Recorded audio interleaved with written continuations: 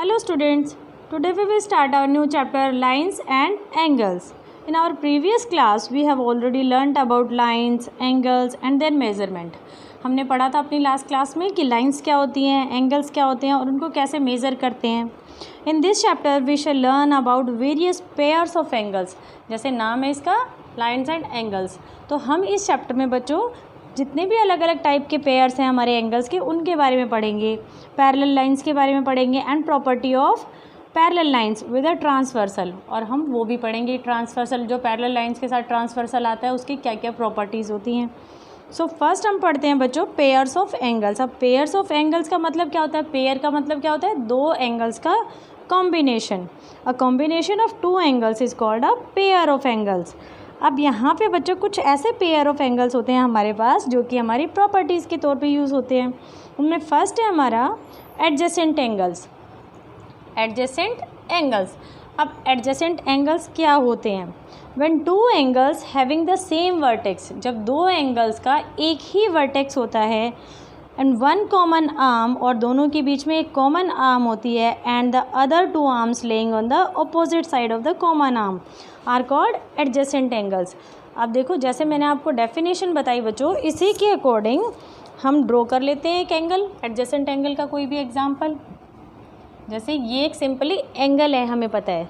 अब लेकिन इसको एडजेसेंट बनाने के लिए हम क्या कर लेते हैं, ये हमने बना दिया एडजेसेंट एंगल्स. पहले इसको नेमिंग कर लेते हैं. एक ये एंगल हो गया और एक ये एंगल, ए ओ, ये बी, ये सी. अब यहाँ पे आप देख रहे हो स्टूडेंट्स कि यहाँ पे दो एंगल हैं. एडजेसेंट एंगल को पहले समझ लो अच्छे से, फिर हम आगे इसके रिलेटेड क्वेश्चन सॉल्व करेंगे. देखिए एडजेसेंट एंगल मैंने अभी बताया कि जिसका एक वर्टेक्स हो, तो दोनों का वर्टेक्स एक ही है. देखिए दो एंगल बने, एक एंगल बना हमारा एंगल ए ओ बी और दूसरा एंगल बना हमारा इधर से देखें तो बी ओ सी. तो ये दोनों एंगल्स का वर्टेक्स हमारा सेम है ओ, और इन दोनों के बीच में हम देख रहे हैं कि जो बीच वाली लाइन है वो दोनों कॉमन है. अगर हम एंगल ए ओ बी देखते हैं तो भी ये वाली लाइन आ रही है हमारे पास, और इधर से देखते हैं तो भी ये वाली आर्म, एंगल की आर्म हमारे पास आ रही है. It means it has a common arm, one common arm. एक कॉमन आर्म हो गई और बाकी की जो दोनों आर्म्स है वो इस कॉमन के अपोजिट साइड्स में है. So we can say that these two are adjacent angles. देखिए angle A O B and angle B O C, they are adjacent angles. बच्चों नाम जब कभी भी हम एंगल का नाम लिखते हैं ना, तो उसमें जो वर्टेक्स होता है वो हमारा सेंटर में आता है. इसको हम कभी भी ये नहीं लिख सकते कि ए बी ओ, नो. इसे हम हमेशा या तो लिख सकते हैं ए ओ बी या फिर बी ओ ए, किसी भी तरीके से लिखें, बट जो हमारा वर्टेक्स होता है वो हमारा सेंटर में ही आना चाहिए. इट मीन्स ये दोनों एंगल्स हमारे एडजेसेंट एंगल्स हैं. अब इन्हीं एंगल्स को अगर मैं ऐसे ड्रॉ कर दूं बच्चों, तो क्या ये दोनों एंगल्स एडजेसेंट हैं? क्या ये दोनों एंगल एडजेसेंट है? नो, नहीं है. क्यों? क्योंकि दोनों के वर्टेक्स डिफरेंट है, अलग अलग है. दोनों में कोई भी कॉमन आर्म नहीं है. अगर हम इसी एंगल को इस तरीके से ड्रॉ करें तो क्या ये इक्वल है? क्या ये एडजेसेंट एंगल्स हैं? हाँ जी, ये एडजेसेंट एंगल हैं. कैसे? It has a common vertex and one common arm. तो अब एडजेसेंट एंगल आ गया बच्चों आपकी समझ में. नेक्स्ट है बच्चों हमारे पास linear pair. Linear pair, when two adjacent angles form 180 degree angle or a straight angle, then the pairs of angles is called linear pair. अब देखो इसमें भी देखने को अगर हम देख रहे हैं तो बच्चों इसमें भी हमारे पास दो ही एंगल हैं और दोनों का एक कॉमन वर्टेक्स है, दोनों में कॉमन आर्म है. लेकिन डिफरेंस क्या है? तो हम ये नहीं कह सकते ना कि ये एडजेसेंट है, क्योंकि इसकी एक प्रॉपर्टी डिफरेंट हो जाती है. क्या? लीनियर पेयर का मतलब होता है दो ऐसे एडजेसेंट एंगल्स जिन दोनों का सम अगर हम करें तो वो 180 आए. इट मीन्स 180 क्या हो जाएगा? एक स्ट्रेट लाइन, एक सीधी लाइन बनाए, या फिर हम कहें कि एक स्ट्रेट एंगल बन जाए, है ना. तो अब यहाँ पे हम देख रहे हैं ये दोनों एंगल्स, इसका नेमिंग कर लेते हैं ए ओ बी और ये सी. आप नेमिंग कुछ भी कर सकते हो बच्चों अपने तरीके से. तो यहाँ पे अगर हम एंगल देख रहे हैं, angle A O B, angle A O B कितना है हमारे पास? 45 डिग्री का. और अगर इसी में हम दूसरा एंगल प्लस करें बी ओ सी, या फिर कह सकते हैं कि सी ओ बी, तो ये हम लिख लेते हैं BOC। अगर दोनों को प्लस करें और दोनों आ जाएं कितना 180 degree, so these two are called linear pair angles, कि ये एक ऐसा पेयर है जो कि लीनियर पेयर है। इट मीन्स जो कि एक स्ट्रेट लाइन बनाता है, या फिर कह सकते हैं कि दोनों का सम 180 डिग्री है, क्योंकि स्ट्रेट एंगल कब होता है, जब किसी भी एंगल का वैल्यू जो होती है वो 180 हो, तो we can say that it is a straight angle. तो यहाँ पे देखो AOB की वैल्यू है 45 डिग्री और BOC की वैल्यू है 135 डिग्री। तो अगर दोनों को प्लस करते हैं तो ये आ जाएगा हमारा 180 degree. So we can say that it is an linear pair angle. दोनों हमारे लीनियर पेयर हैं। तो बच्चों लीनियर पेयर और एडजेसेंट दोनों डिफरेंट थे। देखो अगर हम कहें कि ये दो एंगल हैं, कॉमन वर्टेक्स तो है और कॉमन इसकी आर्म भी है। अब सेम वर्टेक्स तो इसमें भी एक ही है O, और दोनों में एक ही कॉमन आर्म है, बट ये दोनों मिलकर 180 नहीं बना रहे, ये दोनों एंगल मिलके एक सीधी लाइन नहीं बना रहे, इसीलिए ये एडजेसेंट है और ये लीनियर पेयर है। अब इसी में नेक्स्ट है बच्चों वर्टिकली अपोजिट एंगल्स। अब वर्टिकली अपोजिट एंगल क्या होते हैं? वर्टिकली मतलब वर्टेक्स से, और अपोजिट मतलब जो एक दूसरे के अपोजिट में हो। तो ऐसे एंगल्स जो वर्टेक्स से एक दूसरे के अपोजिट में हो उन्हें हम कहेंगे वर्टिकली अपोजिट एंगल। और अगर हम कहें डेफिनेशन प्रॉपरली, तो vertically opposite angles are formed when two straight lines intersect each other.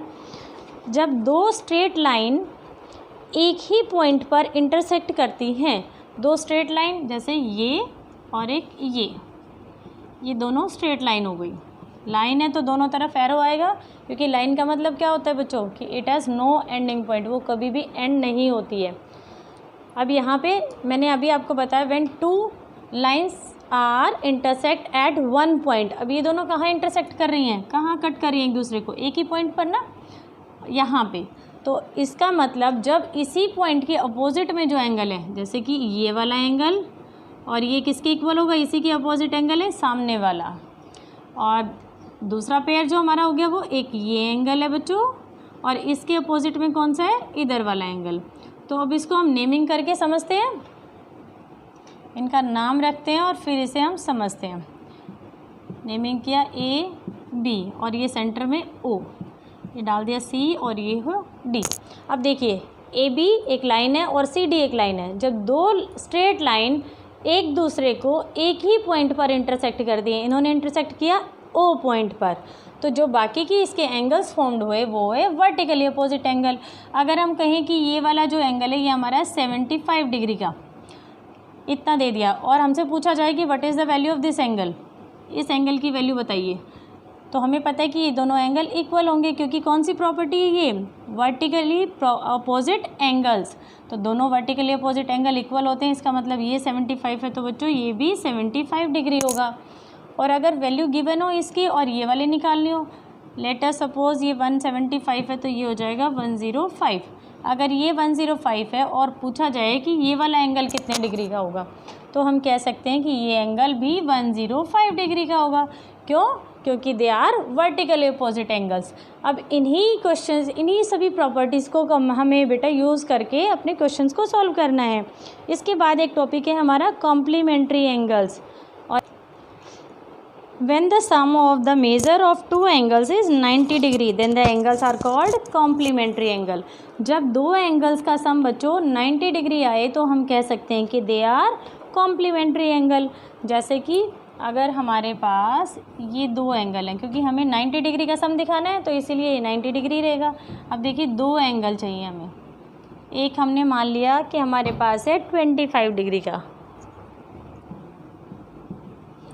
और अगर पूछा जाए कि ये वाला एंगल कितने डिग्री का है तो हम कैसे निकाल सकते हैं? क्योंकि हमें पता है कि दो एंगल जब मिलकर 90 डिग्री का सम बनाएं, 90 डिग्री का एंगल बनाएं, या फिर वी कैन से दैट कि राइट एंगल बनाएं, तो हम कह सकते हैं कि दे आर कॉम्प्लीमेंट्री एंगल। अगर ये 25 का है तो ये कितने का होगा, 65 डिग्री का, क्योंकि दोनों का सम कितना होना चाहिए, 90 डिग्री। जहाँ पे भी कॉम्प्लीमेंट्री आ जाए बच्चों इट मीन्स वो 90 डिग्री के एंगल्स। अब यहाँ पे देखिए कि 25 degree plus 65 degree is equal to कितना हो गया, 90 degree. So we can say that these two angles are complementary angles.